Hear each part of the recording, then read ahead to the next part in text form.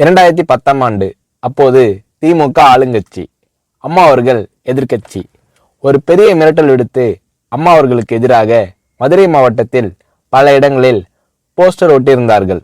அந்த போஸ்டரில் அம்மா அவர்கள் மதுரைக்கு வந்தால் திரும்பி செல்ல மாட்டார், மதுரைக்கு அம்மா அவர்கள் வரக்கூடாது என்று மதுரை மாவட்டத்தில் பல இடங்களில் அந்த போஸ்டரை ஒட்டி பெரிய மிரட்டல் எல்லாம் கொடுத்தார்கள்.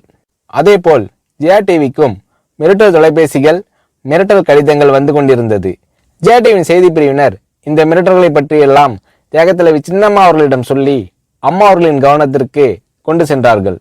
அம்மா அவர்கள் துணிச்சல், வீரம், கம்பீரம் இவற்றின் ஒட்டுமொத்த உருவம்.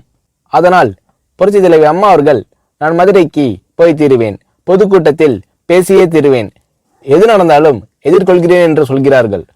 ஒரு கட்டத்தில் ஜெயா டிவிக்கு மிரட்டல் எப்படி வருகிறது என்றால், ஜெயா டிவியின் அலுவலகத்தை வெடிகுண்டு வைத்து தகர்ப்போம், அம்மா அவர்கள் மதுரைக்கு வந்தால் ஜெயா டிவியை ஒழிப்போம், இப்படியெல்லாம் நிறைய மிரட்டல்கள் தொலைபேசியின் வாயிலாகவும் கடிதத்தின் வாயிலாகவும் வந்து கொண்டிருக்கிறது.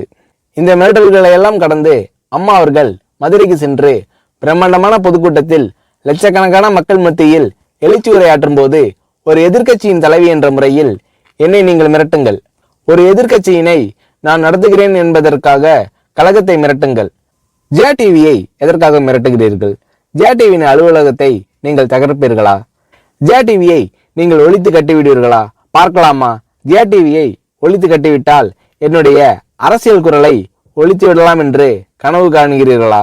ஜெயா டிவி என் உயிருக்கும் மேலானது, நான் என்னுடைய உயிரை விட அதிகமாக நேசிப்பது, என்னுடைய அரசியல் கரமாக நான் போற்றி புகழ்வது, அதன் மேல் நீங்கள் கை வைப்பீர்களா, பார்க்கலாமா என்று எழுச்சி உரையாற்றினார் புரட்சி தலைவி அம்மா அவர்கள்.